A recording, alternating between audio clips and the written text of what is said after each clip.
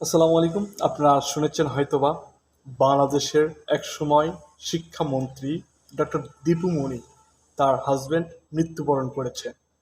এটা শুধুমাত্র একটা মৃত্যু নয়, এটা হচ্ছে প্রত্যেকটা মানুষদেরকে একটা মেসেজ যে প্রত্যেকটা প্রাণীর মৃত্যুর স্বাদ ভোগ করতে হবে।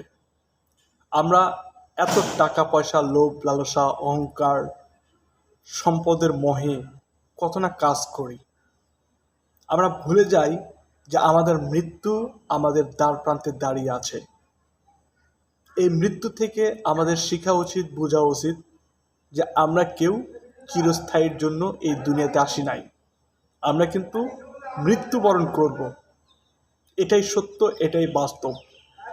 আপনারা কখনো ভুলে যাবেন না যে আমরা দীর্ঘ সময় নয়, অল্প সময়ের জন্য এসেছি এই দুনিয়াতে। চলে যাব, এই দুনিয়ার মায়া ছেড়ে চলে যাব। কি হবে মৃত্যুর পরে? আজকে ডক্টর দীপু মনির হাজব্যান্ড মারা গিয়েছে, কালকে দীপু মনিও মারা যেতে পারে। এটা একটা মেসেজ যে আমাদের সবার এই দুনিয়ার মায়া ছেড়ে চলে যেতে হবে।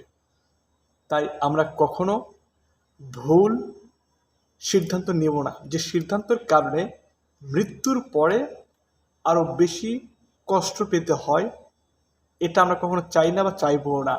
দুনিয়াতে প্রত্যেকটা মানুষ যে কষ্টের সাথে যুক্ত হয়ে থাকে, যে কষ্ট ভোগ করে, আমরা চাই না এর চেয়ে আরও বেশি কষ্ট আমরা পাই মৃত্যুর পরে।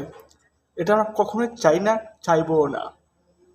তাই এই মেসেজের মাধ্যম দিয়ে আমি বলতে চাই, আল্লাহ যে মেসেজ দিয়েছে, এই মেসেজের মাধ্যম থেকে আমরা ভুল ত্রুটি স্বীকার করে আল্লাহর কাছে ক্ষমা চেয়ে আমরা আর ভুল ত্রুটি করব না।